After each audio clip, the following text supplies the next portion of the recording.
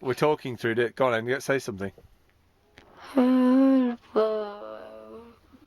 coming from the darkness. Okay, that's not what we bought this for, though. It's a bit ghetto, but I'm gonna put these on the ceiling, which might fall off. That will do. The green screen on. That will work. What do you want as cushion, Daddy? Azure bullet. Bust. And oxide. Oxide daisy. I'm also charging these little fine LED lights from this top part, like a solar thing which charges this battery. Yay! I wanted some at the side of my desk for late at night so that I could just have it in the dark. When I'm sitting here in the dark editing, I can just have this pop on at certain times. But they look cool. I think at night it'll be a nice light, and it's free, no power. We don't have to pay for power. Solar, awesome. I have a real problem with heat, temperature, maintaining my temperature and focusing on stuff. I know I need to edit stuff together, so I'm just putting this together now. Quickly though, I've been collecting stuff. I've been collecting like bubble pouches and envelopes and lunch bags, and then mailing bags. I got a bunch of mailing bags. You're probably wondering, why am I starting to buy like consumables, padding envelopes? I've started to buy weekly consumables. One of the things that I want to make from my laser engraver and cutter, when I can afford to get it, is I want to make a postal centre, like a box that opens out with all the bubble wrap and all the packaging and everything, so I can take the order from Fiverr or People Per Hour, mock it up in the software, print it off onto Perspex or wood, package it all up. I've got a whole like idea of the packaging, what labeling I'm going to use and everything else, but I want it to be a well-oiled machine. I want it to be so good that I could literally have a day off or hire somebody. If I get really busy on the order side, the order making and taking and transmedia of recording on Periscope and tell you what I'm up to, if I get really busy, that I can hire somebody at minimum wage to just do the postal side, and it's self-contained. So literally they'll have a load of post in packages with order numbers on, and they know to put stuff in stuff and da-da-da-da, and then the courier comes and takes it all away, and scale it up like that. I want every part to be modular so that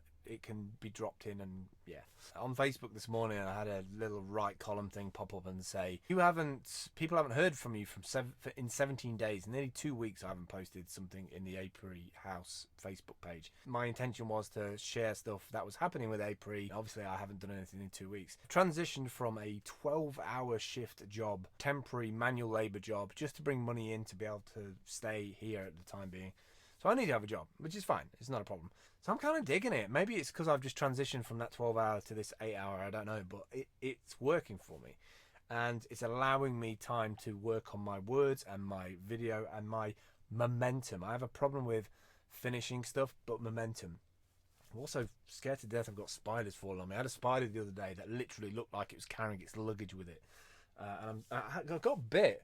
And it seems to have cleared up now, but I got bit probably about a month back, and it like went all round like a horrible thing. I thought I was dying. Doing the text every day, doing the vlogs every day, keeping the momentum to keep my hand into the digital stuff is awesome, and I need that. Otherwise, I just lose complete focus. The issue that I had is that I don't have Wi-Fi here. I was paying out a lot of money per week for internet access, 4G access, and just recently, EE, which is one of the cellular providers here in the UK, has this 100 gig for 10 quid a month. It's like, what? Unprecedented amount of data for 4G, which is helping me survive and will help me over the next 6 or 7 weeks put content out regularly, because I'm no longer worried about bandwidth. For the last year, literally, when I run out of bandwidth, I go dark. I've got no comms, people can't get in touch, I can't get on the internet. I'm literally here with my media center watching whatever stuff that I've actually got, and it's rough. It's kind of rough being disconnected, because we do treat the internet like the fifth emergency service, or at least I do. So that's been huge for me to have connectivity. I'm not sure where I was going with that, but there was a point to it. I think it was the fact that I've not been able to log on to Udemy or log on to YouTube and look at the courses and look at the other people's videos or upload videos myself, has really put a dampener on my creative output. And when I say creative output, I mean having a conversation, maintaining a conversation. And something that's been really apparent to me in the last year is even though I'm very independent and I like to do my own thing and keep myself to myself, I do have a bunch of friends that I get together with occasionally, and we talk about techie stuff and have a few beers and coffee and cake and all that sort of stuff. But I realised there's something super, super missing. And so I went looking for it. And I found a couple of websites for nomads, digital nomads, people who live nomadically, constantly on the move, but use technology in their day-to-day life. There's a lot of people doing it. And I shout outs to sort of Fun for Louis and Ben Brown and Casey Neistat. All those people are super video bloggers, brilliant at curating, editing, and putting content out daily. They've got super interesting lives. What I was getting at is there's no real bond. I mean, yeah, all right, we all do video blogging, we're all on YouTube, and we all talk to each other. We all connect with each other. We don't really engage with each other. We don't really support and help each other to get where we want to be. And I can kind of see it in people's videos that the people want to help each other and they want to move each other forward, inspire each other to have some belief in their talent, their skill, and to hone it and make it better and make it better. And I've had a real trouble with it over the last year that I've not expected followers to equal engagement. I've never felt that, but I feel like there's something new starting to bubble up from the surface. And it seems to be that people are starting to realise that it's engagement that makes things happen. It's actual putting those words out there and then acting on them that actually gets results. What I want to do for Video Blogging Month this month, I want to connect us all better. You might have heard of a great site called Slack. Slack is like a chat room that links in loads of other things. And it just got me thinking, I want to watch all of your videos, but I don't want to go hunting for them. And I want them curated and I want them to be delivered to a channel. But I also want to maintain the conversation. And we talk about the conversation.